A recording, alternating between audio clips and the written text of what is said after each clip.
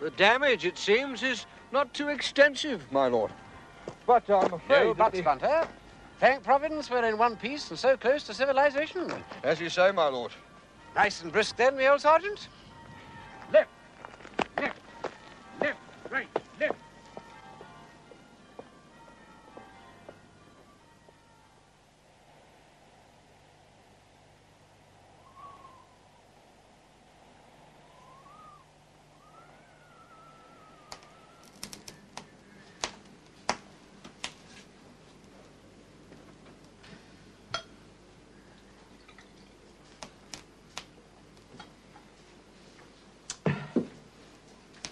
Sitting up, is he, Mrs. Tebbit?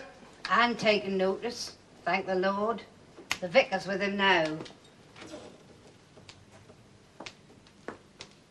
But he's been ever so bad. As you say, Lady Thorpe's terrible bad. Dr. Bain's been up twice today, I hear. Spanish influenza. They can call it what they like. You want my opinion, Ezra? That's a visitation for our sinful ways. Oh, wouldn't go so far. Your Jack's no great sinner, and Lady Thorpe's a kind of soul alive. He's doing splendidly, Mrs. Tebbit. He'll be up and about in no time. Ah, good evening, Ezra. Yeah. I'm only sorry that he won't be fit to ring for us tonight. Oh. What, ho? Seasonable for the time of the year, what? It's no weather to be walking abroad. No, not intentional, I assure you. Good evening. Could we have 2 large whiskies, if you please, with hot water? What about you, Vicar? That's extremely kind of you, sir, but... To keep out the cold. Well, put like that, perhaps a small cherry brandy. Splendid. The old car decided to run off the road about half a mile back. Oh, forgive me, my name is Wimsey, by the way, Peter Wimsey.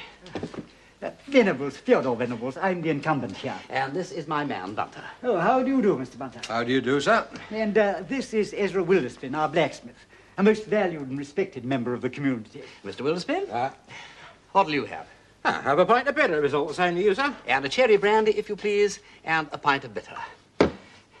Well, I feel rather like Ulysses come to port after much storm and peril. Did you hear, Mrs. Tebbit? The gentleman's car ran off the road. This weather, I'm not surprised. Got nose down in a snowdrift. In fact, I was wondering, Mrs. Tebbit. Mrs. Tebbit, if you could possibly put us up for the night. Oh, I'm that sorry, sir, but my husband's ill. I'm not taking guests anyway. I don't rightly think I could manage. No, of course not. Well, I'm sorry to hear about your husband. Nothing serious, I hope. Spanish influenza. Oh, dear, oh, dear, oh, dear, oh, dear. A lot of it about. Yes, a perfect curse. But he's over the worst. He's making excellent progress. I'm delighted to hear it. Will you take something yourself, Mrs. Tebbit? No, thank you very much. Well, may I wish you all a very happy New Year. Happy New Year. Happy New Year. That'll be 3 and 11pence. Yes, of course. Yes, there we are. That'll be all right. I say, what a splendid fire. Excuse me. Well, that still leaves us in a bit of a hole, Bunter, what? It does indeed, my lord. My Lord Peter Wimsey. I knew the name. Mrs. Tebbit, we are entertaining a celebrity. Is that so, Vicar? It is indeed. Lord Peter has written a most scholarly monograph. Notes on the collection of incunabula. Well, now, don't tell me you've actually read it. Indeed. Well, I'll be dashed. I'm a book collector myself. I fear that my library is rather limited, but I have an edition of the Gospel of Nicodemus, which I think would interest you. Dear me, how delightful meeting like this. We shall be able to exchange impressions. Well, much as I would like to, Vicar, I'm very much afraid. Ah, but you're both staying at the rectory. Oh, there's no doubt about it. There's nowhere else. And please, believe me, I was going to invite you before. Then we accept most gratefully, don't we, Bunter? Very much so, my lord. And don't worry about your car, my lordship. We'll get Mr. Ashton's horses pull it out for you in the morning. Ezra is quite the motor mechanic, too. Oh, I say, well, that's very civil of you. I don't imagine, Lord Peter, that you've ever been to Fenchurch St. Paul before. Yes, once. Oh, about 20 years ago now. I came here to a wedding just before the war. Then you remember my church. Oh, very clearly. One of the finest in the Fen country. All transitional, I think. Except one of the windows at the end of the north aisle. That's late perpendicular. And, though I say it myself, we have a really noble ring of bells. Few find in the whole county. Are you planning to ring in the new year? Not merely that, but we are aiming for a record. No less than 15,840 Kent treble bob majors. Bless my soul. Oh, I say, that'll take a bit of time. 9 hours. And what is more, but for the little help that I can give, we shall be obliged to ring the whole peal with only 8 ringers. It's this terrible influenza. 4 of our best men are laid low. Here's a bus from Reamholt. It seems to me you're going to have your work cut out. Oh, it will be exhausting. But what a triumph if we succeed. There are tablets in the belfry commemorating all the famous peals of former times, but it's many years since we added a new one. Well? What is it, Well? What is it, he asked? A Spanish influenza, that's what. Same as my poor Jack. Come you on, Will. Get this inside you.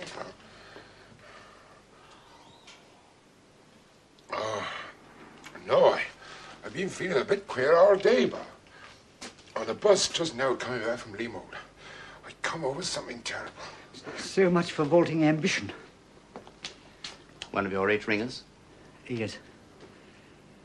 But we mustn't think about that. We must get poor Will home to bed. That's what we must do. Can I be of some assistance, Vicar? That's very good of you, Mr. Bunter. My car is outside. If we could just get him into it. Come on, old lad. We'll give you a hand.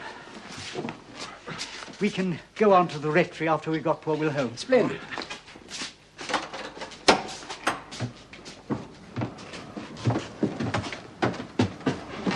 We'll get him straight home to Mary, Mrs. Devitt.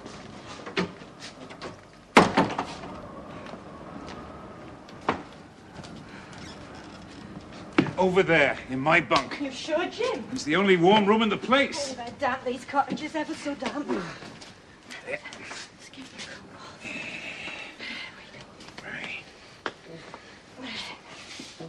Down you go, Will, lad. Right, Joe, you've obviously had experience heaving weights about, what? Aye, sees a hard master, but a thorough one. Ah, yes, I should have known. Royal Navy, are you, Mr.? Nothing so grand. Forgive me. Jim 30, Will's brother. Jim is a merchant seaman. Enjoying a spot of Christmas leave, Mr. Wimsey. Lord Peter Wimsey. And this is Mr. Bunter. Lovely, Mr. Bunter. They've been very helpful. Very grateful. I really don't know what I Lord should Peter call you. Wimsey. That's right. Mrs. Thurder, is it? I might forget a face, but I never yet forgot a name. I'm sorry, with me it's usually the other way around, but this time I'm afraid you'll have to forgive me, Mrs. Thurder. Oh, your lordship wouldn't remember me. I was parlour-maid up the manor when that lady's emeralds were taken. Time Sir Henry got married. Right, Joe, that's quite a time ago. You were the gentleman had the fast motor, drove after Cranton. Perfectly correct. You didn't catch him, though. That was quite enough, my lord. That brought Cranton to prison. And Jeff Deacon. I managed to get the number of Crampton's car. That's what I mean. Astonishing coincidence. I had no idea. Jim, I think you'd better call Dr. Baines. Oh, I will, Mr. Venables, don't you worry. I shall go straight down the post office and knock up Miss Higgs. I'm sure that's the sensible thing. Are you staying long, my lord? No, just for the night. Bunter and I are stranded wayfarers. The vicar's very kind to putting us up. Now, take good care of him, Mary, my dear. It's the nursing that counts with this wretched influenza. Good night, Jim. Thank you, Vicar. And be sure to let me know if there's anything I can do. Night, gentlemen.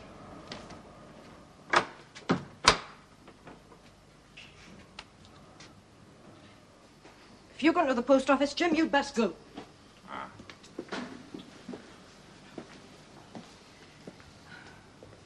When Peter, look now, sooner the doctor get here, the better. Mary? Is everything all right? Between you and Will, I mean. All right? What do you mean, all right? Why shouldn't it be all right? In all these years. It's the first time I heard you mention your husband's name. Will's my husband. Will's your second husband. Jeff Deacon were first. Jeff Deacon's dead.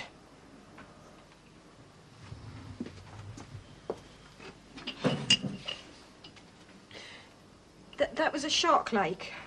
Seeing Lord Peter again. That brought it all back. Wretched old business. Mary, There's only one man in this world that I care about. And he's too ill for you to be stood there gabbing. Now, will you go and get the doctor?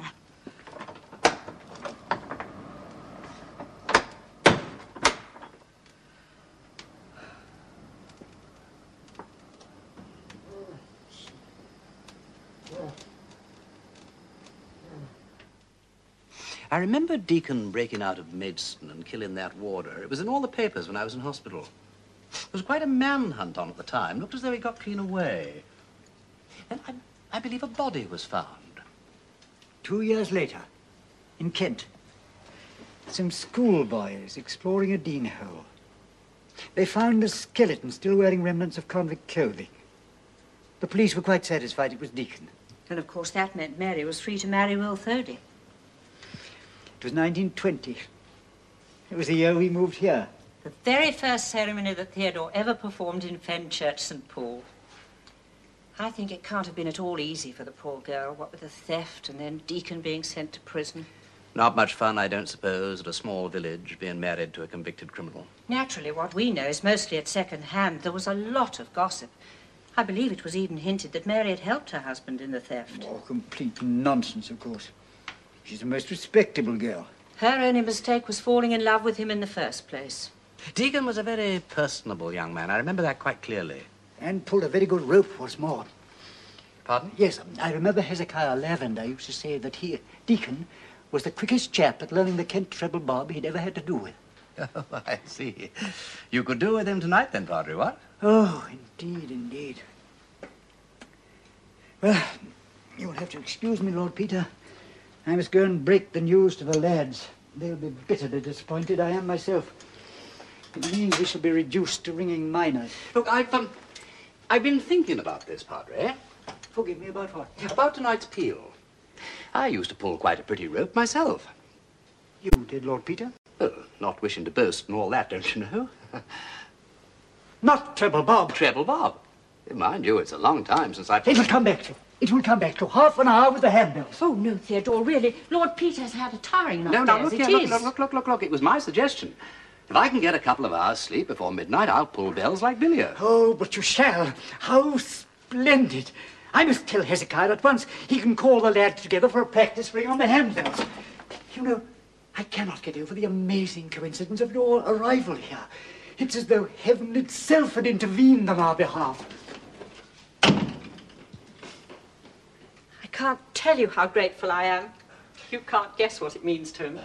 Well, I just hope I can get through without making a hash of things, that's all. Oh, I'm sure you'll manage very well. Tell me, Mrs. Venables, how are the Thorpes? Are they still living here? Oh, yes. But I'm afraid things aren't at all easy for them.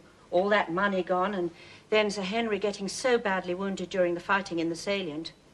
He still has to use a wheelchair, you know. No, I say I am sorry. I had no idea it was as bad as that. And now Lady Thorpe's very unwell. What, flu? Yes. Such a pretty woman. Though not, I think, particularly strong. Must be a very anxious time for them.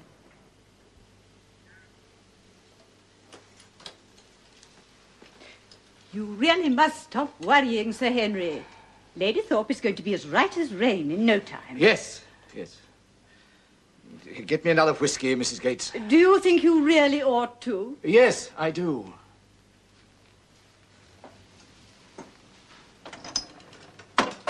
A large one.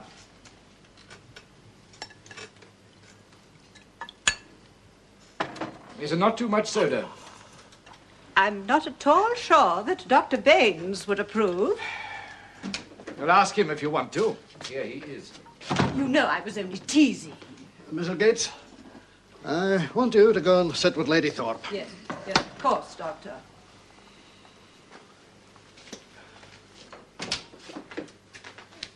Can I stand that woman? No, neither can I. However, things being what they are, we learn to be grateful, my dear Alec, even for the Mrs. Gates of life. Can it be very easy for you just the same? Oh, nor for Mrs. Gates. Let's not forget that. I mean to say, you remember the staff this house carried in the old days? My good heavens, for the under gardeners, it was up to 14 at one time. Now she manages almost alone. Any wonder the garden's a wilderness? Well, you'd best get young Hilary a pair of secretaires for Christmas. Yeah, poor darling. What, feeling? No. Now. Yes, I know. I brought the child into the world, don't forget. There's spirit there. The fact remains she is an only child, Alec. We are all she's got. And resilience she's got. Well, I can't help wishing I had more to leave her. Ah, bosh, man. Your father left you precious little. My father had nothing to leave after what happened at my wedding. Aye. Aye, one forgets with the years. £60,000, that cost him. Now, that was the value of the emeralds that were stolen, and he insisted on paying Lady Wilbraham every penny. But you know the story by heart. And I still say that was carrying chivalry too far. Chivalry, Alec. Honesty, if you must. Dignity, I think, is nearer the mark. A noble sentiment, Henry, neatly phrased. But define it how you will, I still maintain some of the blame should have been laid at her door. I mean, to hide a valuable necklace like that under the bed in a... Yes. Well, in any case, it's... What about Isabel? I've known you too long to beat about the bush. She's bad. Damn bad. There's pneumonia now. And if... Hello, dear. Hello. Dr. Baines? I heard you leave Mummy's room. How is she? Not very well, I'm afraid.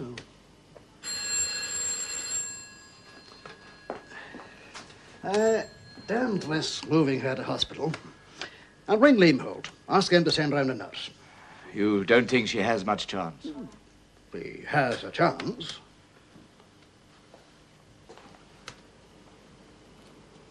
That was Miss Higgs from the post office.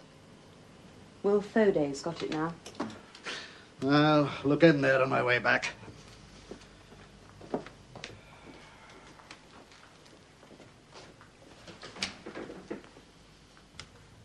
Poor old darling. What a rotten new year. I said I remembered. It's not true. I'd forgotten how beautiful it was.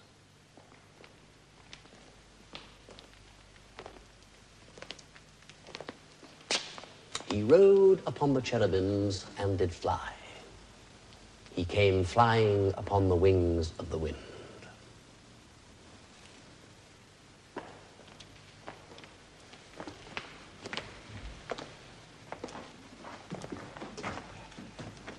I'm sorry. Who is this here bloke, Hezekiah?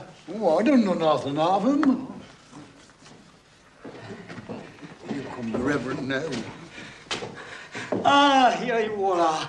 Splendid. Now, this is Lord Peter Wimsey, sent to us by Providence, as you might say. Now, let me introduce you all. Hezekiah Lavender. He has pulled Tailor Paul for 60 years. Hello. Ezra Glad to Wilderspin. meet you, my lord. Of course, Ezra Wilderspin, you know. Yes, you do. Our biggest man pulls the smallest bell, but that's often the way of things, isn't it? Jack Godfrey. Hello.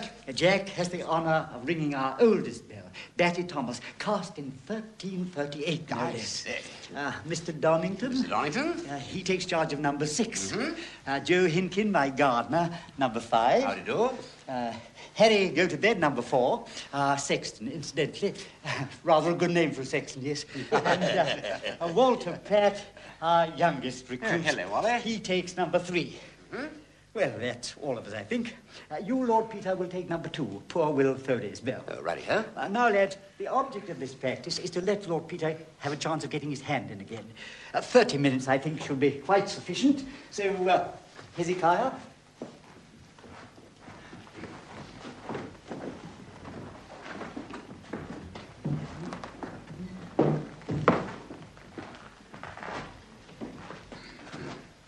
Right, boys. Now, if you be ready, we'll ring a little touch of 96 just to put this gentleman in the way of it. And remember, my lord, you start by making the first snap and lead with the treble, then you go into the slow hunt till she comes down to snap with you again. And after that, I make the thirds and fourths. That's right, my lord. And then it's 3 steps forward, 1 step back, till you lay the blows behind. Right. Well, carry on, Sergeant Major. Ready, boys? Go. Trouble's gone, trouble's gone. Church, I must go down to the church. Take it easy, Will. The vicar's... You're not doing any ringing tonight. I must get down to the church. Shush. On and on about the blessed ringing. Reckon he's let a vicar down or something. That's fair preying on his mind, Doctor. Mr. Venables is a very understanding man. Try and get it into his head there's nothing to fret about. Oh, we'll try.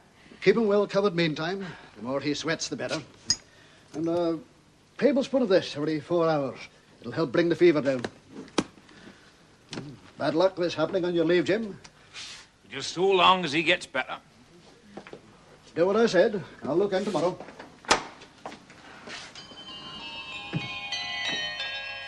Well run, every one of you. Hezekiah, I think our new recruit will do us credit. Aye, he'll keep his place all right. And after the night, we shall hope to be able to put up a new tablet. Well, I only hope I don't do anything to prevent it. Now then, where's this bell of mine? Yes, we'd better let you get the feel of it. Yeah, my lord. Better adjust them tuckings for his lordship. Do you let him raise her first? Unless you'd like me to raise her for you. Not on your life. It's a poor ringer that can't raise his own bell.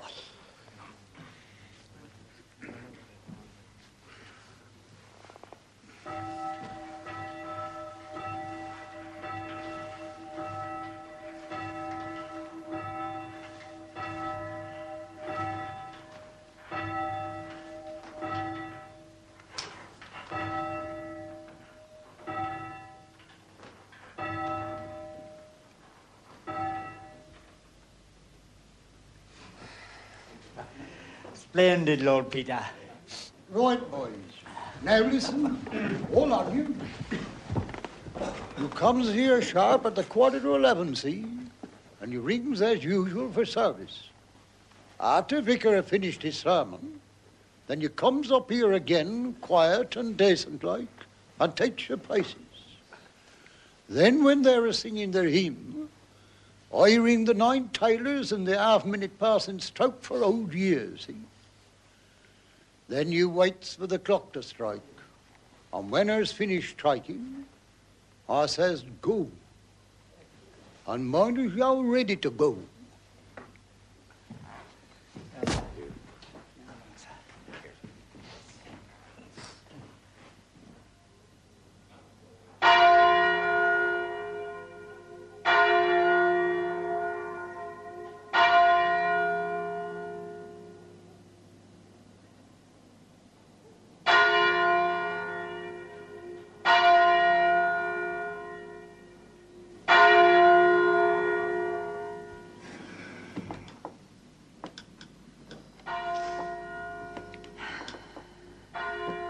That's the 9 tailors they're ringing.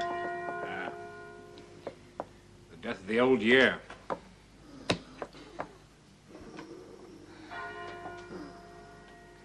Or the death of a man.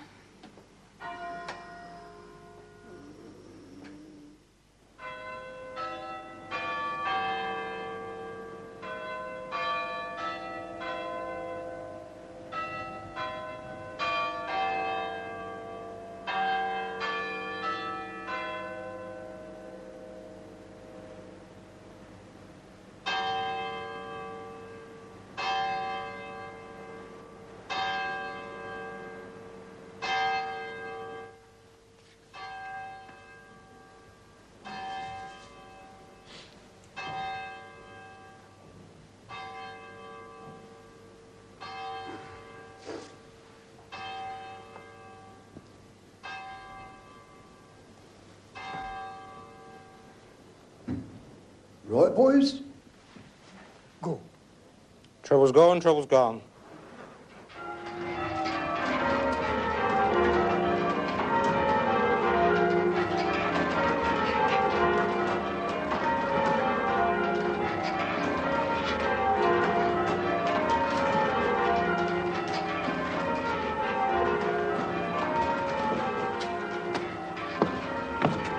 Go, kid, trouble, Bob.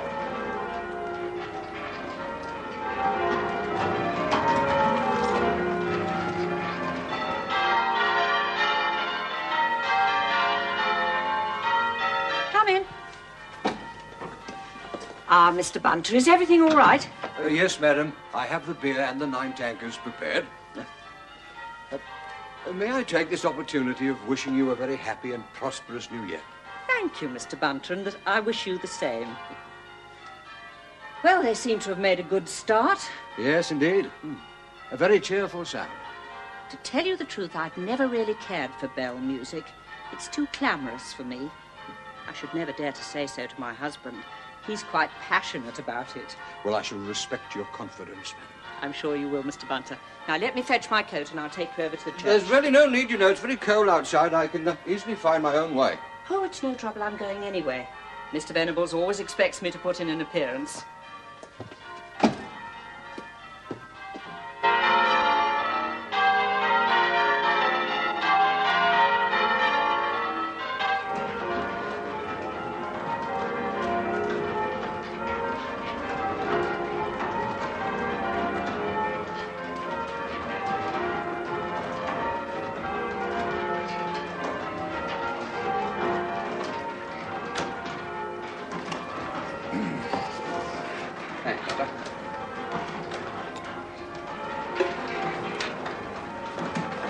Not too exhausted? Oh, good Lord, no. No, just feeling a bit thirsty. This goes down a treat. How does it sound outside? Oh, beautiful. Surprising how soft and mellow it sounds in here. But of course there's another floor between us and the bell chamber. Yes. Look, I say, no shirking or anything like that, but do you think he'd mind frightfully if I sort of pop downstairs for a tick and listen to it outside? Oh, no, of course not. He loves it. Don't be too long.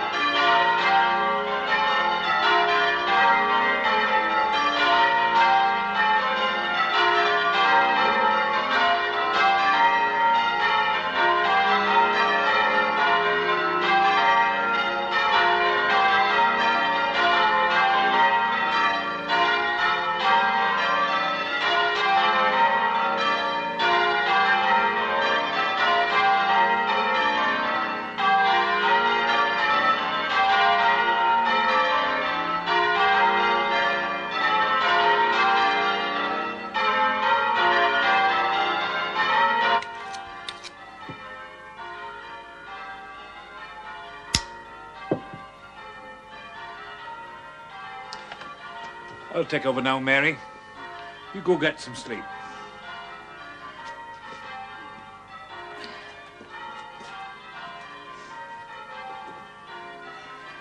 When's he due for his next medicine?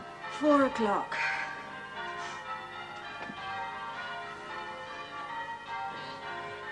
The bells. They got to stop ringing them bells. Daddy will take it easy. Let's go down to the church. They got to stop ringing them bells. They got to stop ringing. Here's the stops.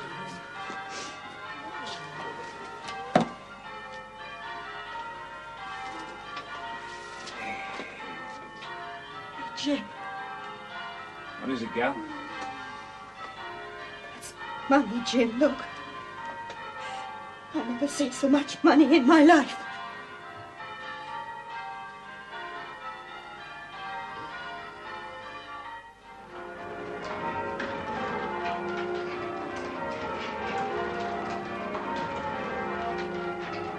Stand next time.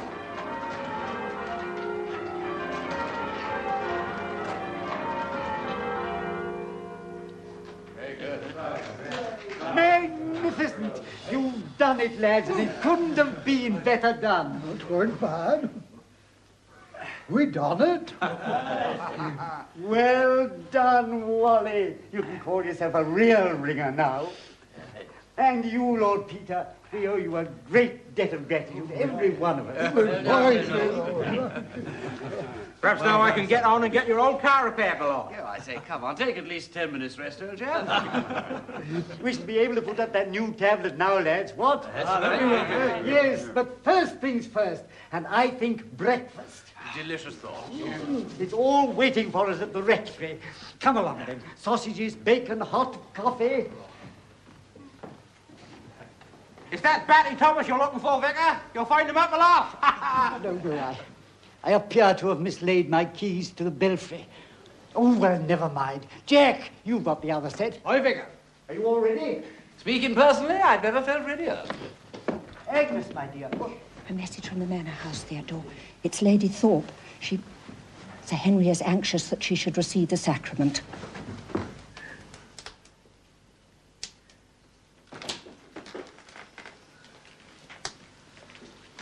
You're too late. I gather as much from Mrs. Gates. It was very sudden. Not 10 minutes here. She died peacefully. God rest her soul. She was a good woman. Aye, you can say that again. Tell it's kept poor Henry going all these years, not my medicine. She and young Hilary. How is he? In shock, I'm afraid. Oh, I've given him a strong sedative. He ought to sleep for a few hours. And Hilary? Very composed. Too composed by half. It'll hit her later, no doubt.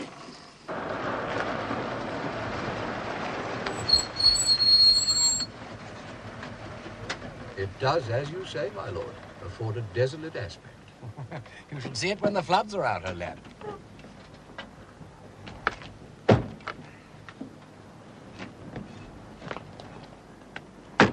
All this higher ground, you see, is cross-diked and drained, and the drain water is fed into the River Whale.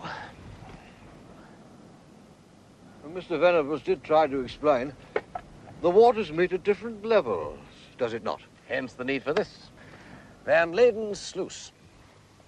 You see, if it wasn't for those, the river being tidal, the drain water would run back and flood the whole valley area. That accounts for his concern. I must admit that...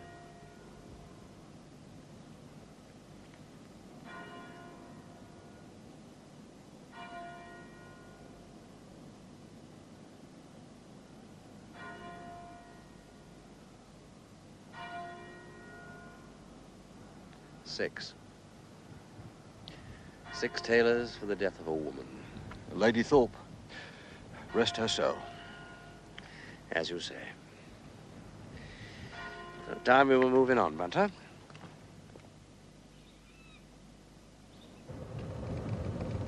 I think this is one new year your lordship is not likely to forget.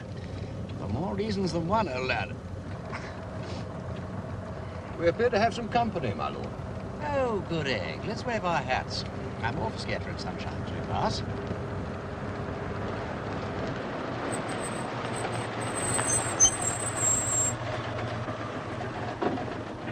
Morning. Happy New Year to you. Excuse me for stopping you, sir.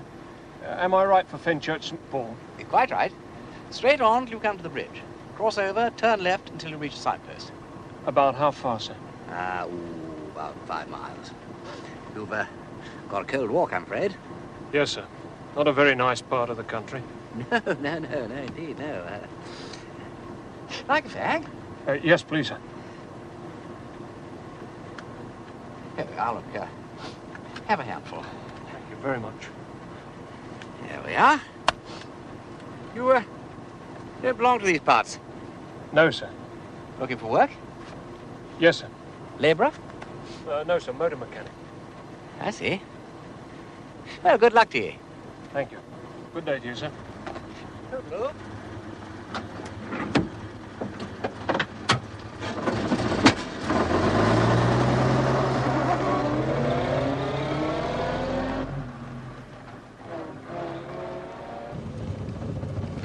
Motor mechanic, my lord. Possibly, Bunter, but not recently, I think. Hard labour's more about the size of it.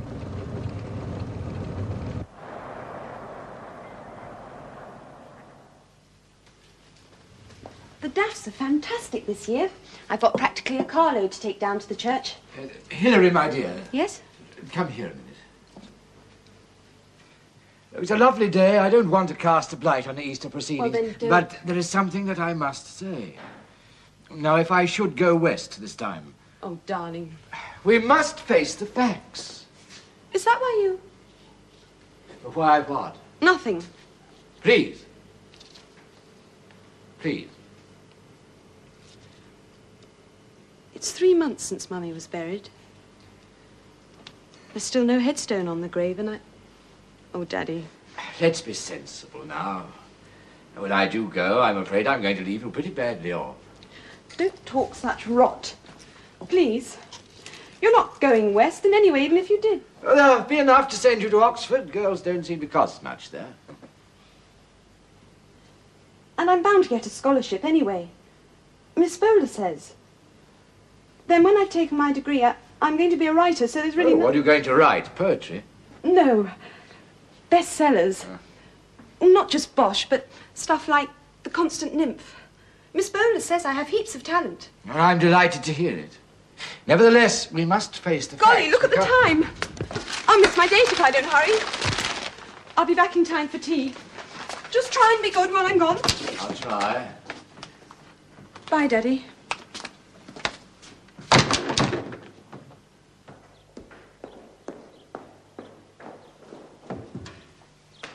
Hello, Mrs. Venables. Oh, Hilary, dear, they're glorious. Do thank your father very much. Yes, of course. Is Jack Godfrey here? Yes, he's up in the tower greasing the bells. Super. He said he would be. I'm going up to have a look. Do you mind those dreadful stairs?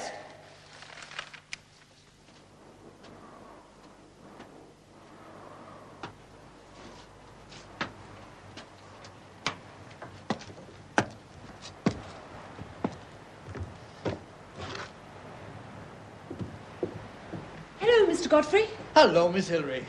Can I pop up and have a look? I've never seen any of them really close to. All right. Wait a minute. Now, up you come. That's it. Steady on. There we are. This is Taylor Paul. That's right, miss. Isn't she a monster? Aye, pretty fair. She've done her bit in her time.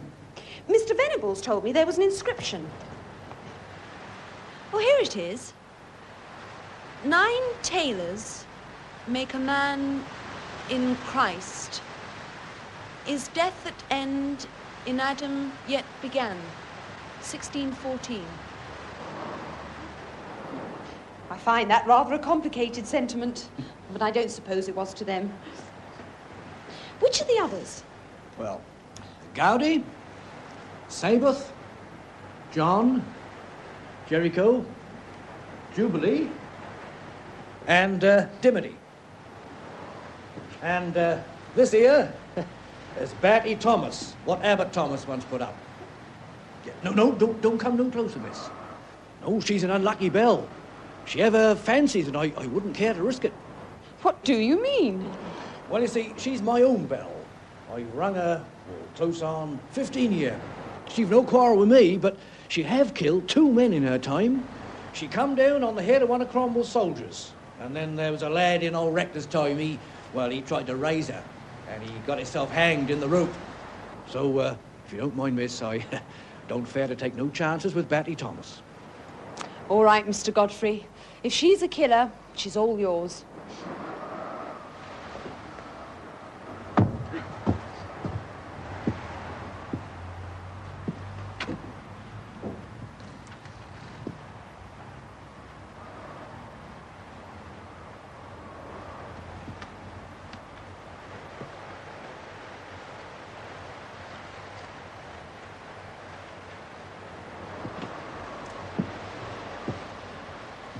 Mr. Godfrey, What is it, Miss Henry? I found something funny. Come and see. Now, hold hard a minute, I'm right with you. I thought to see the fairies in the fields, but I saw only the elephants with their black backs. Eh? I found this on the floor. It's absolutely loony. The elves danced all around. While I heard voices calling clearly. I tried to see, but no blind eye of mortal was permitted to spy them. Right? Do you think it could be Potty Peak? What's this here Erebus mean? I think it's kind of an old name for hell. Well, Potty ain't no scholar. I mean, he wouldn't know names like that. And he couldn't write so pretty neither. But that's mad enough for him. Jolly weird, isn't it? Yeah, that is. Quite creepy. Hilary! Hilary, dear, come quickly.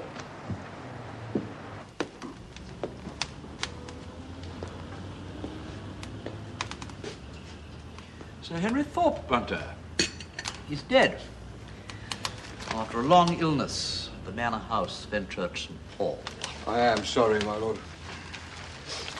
Will you be attending the funeral? Well, I deputised for my brother at his wedding, but that was 20 years ago. I haven't seen the fellow since. To turn up now at his funeral, not quite the thing, I think, Bunter.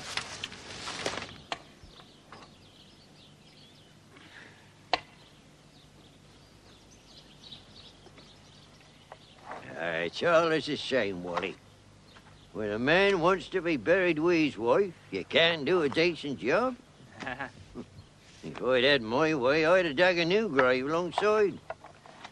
This way doesn't give a chap a chance for mastering and shaping up. So there it is. Was Henry's last wish, so Vicar said.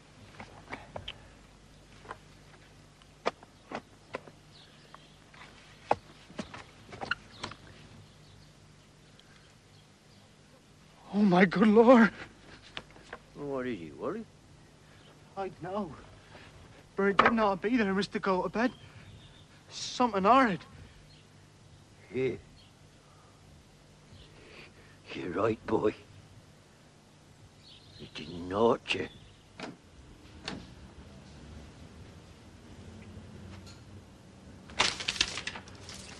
You rang, my lord?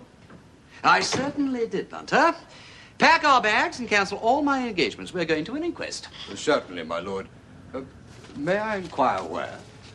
Well, Fenchurch St. Paul, of course. Where else? Wally, I says.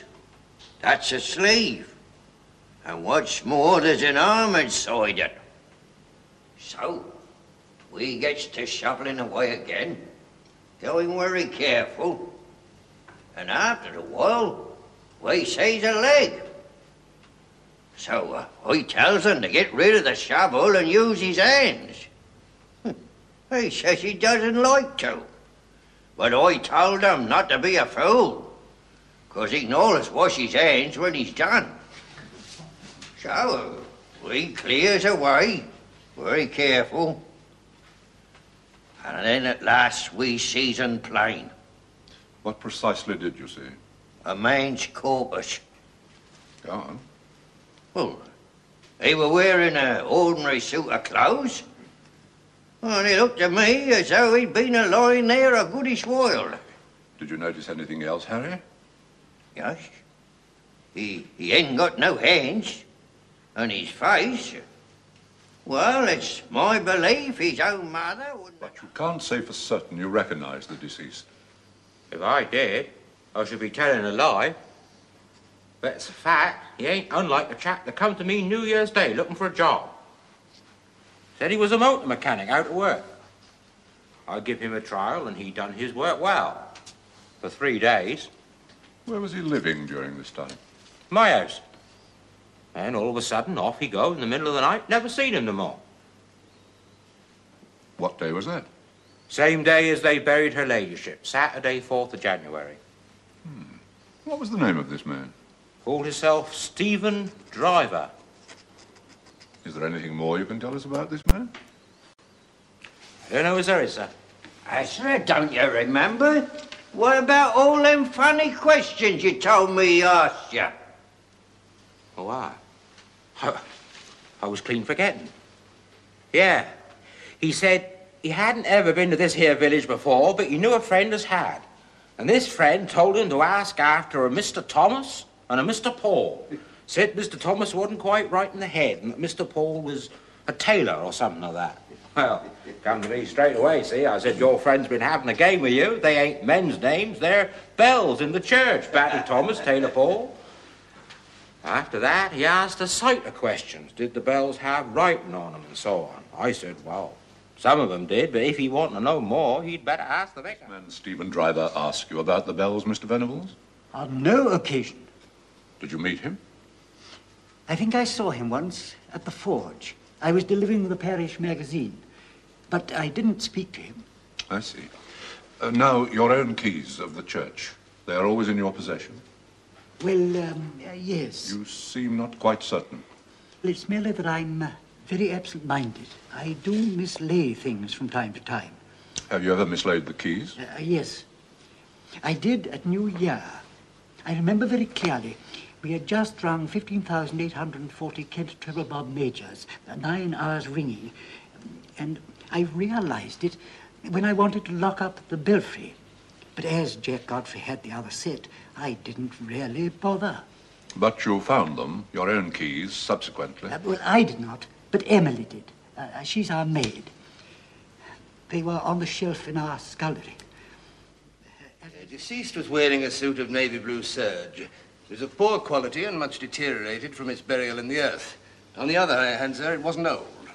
Could you say where it was purchased? Yes, sir. Max Brothers of London. They're a big firm of cheap outfitters. I've been on to them, but they weren't much help. They sell hundreds of suits like this one. Same goes for the shirt and tie. Anything else? Deceased was also wearing a pair of working men's boots, almost new. And this may strike you as curious. The vest and the underpants, well, they were very worn and darned, but the labels were still on. They were manufactured in France. You examined the body of the deceased and made an autopsy. What were your findings, Dr. Baines? I should judge the subject to be an Englishman between 45 and 50. He appears to have been well-nourished, healthy.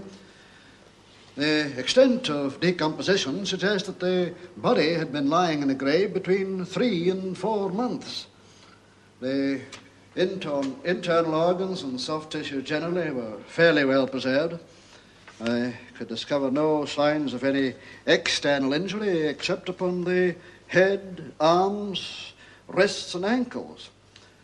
The face appeared to have been battered in with some blunt instrument, with the result that the whole of the anterior, that is the front portion of the skull, had been reduced to splinters. I could form no exact estimate of the number of blows, but they must have been numerous and heavy. On opening the abdomen... One moment, Doctor. I take it that we may assume the deceased died in consequence of these blows? No. No, I do not think they were the cause of death. Why do you say that, Doctor? Because, to the best of my knowledge and belief, all the blows were inflicted after death. The hands also were removed after death, apparently with a short, heavy knife, probably a jackknife. But why on earth should anybody inflict such severe injuries on a dead body? That is outside my province. I'm not a specialist in lunacy. Quite so, quite so. Well, in your opinion, Doctor, what was the cause of death? I do not know. On opening the abdomen, the stomach showed no signs of any disease or injury by poison. I did, however, remove certain organs, and these I have sent on to Sir James Lubbock for expert examination. I hope to receive his report in about 10 days' time. You spoke of injuries to the arms and ankles. The skin round the ankles seemed to be very much broken and abraded, as if they had been tightly bound with a cord or rope. The arms bore similar injuries above the elbows. These injuries were undoubtedly inflicted before death. You are suggesting that someone tied up the deceased and then by some means or other brought about his death? He was certainly tied up before death. I won't go further than that. Thank you very much, Dr. Baines. Well, under the circumstances, Superintendent Bloodle, I think we will adjourn this inquest for a fortnight. That will give you a chance to continue with your investigations, and by then we shall have received Sir James Lubbock's report. Does that suit you? Yes, thank you. Oh, one further point. Is there any reason to delay the burial of this unfortunate man? None, sir. The sooner the better. A beautiful case. Quite charming. I wouldn't have missed it for the world. Uncommonly good of you to write and tell me about it. It was uncommonly foolish of me not to know of your reputation as a detective, Lord Peter. I only heard about it after you had left us, quite by chance. And when I mentioned your name to the superintendent... And you don't mind me sticking my long nose into this? Oh, quite the contrary, my lord. I know all about you from Chief Inspector Parker. Cheers. Good health. Well, let's sit down. Thank you. Now, my lord, Tell me all about this fellow you met on the road on New Year's Day. Oh, he's the same chappie that Ezra Wilderspin took on, there's no doubt about it. Could that be the chap? Yes, it could, quite easily. Nobby Cranton. Cranton? What, do you mean the Wilbraham Emeralds? Mm-hmm. He came out of prison at the end of summer, just done 4 years for receiving stolen goods. Failed to report in September, and we haven't seen him since. Taking a recuperative holiday abroad, perhaps. France can be most pleasant in September. At the moment, my lord, that is mere speculation. As you say, Superintendent. And what we now know is that by December, friend Cranton was back here in Fenchurch St. Paul. Came looking for the emeralds, do you suppose? Why not? They've never been discovered. Loud cheers. I'm all in favor of a treasure hunt. So you think that the body was that of Cranton? Could be, Mr. Venables. And if it was, and if somebody thought it worthwhile to kill him, smash him up, bury him, and cut off his hands where he keeps his fingerprints, there is somebody in this village who knows something. Dear me. What a very distressing thought.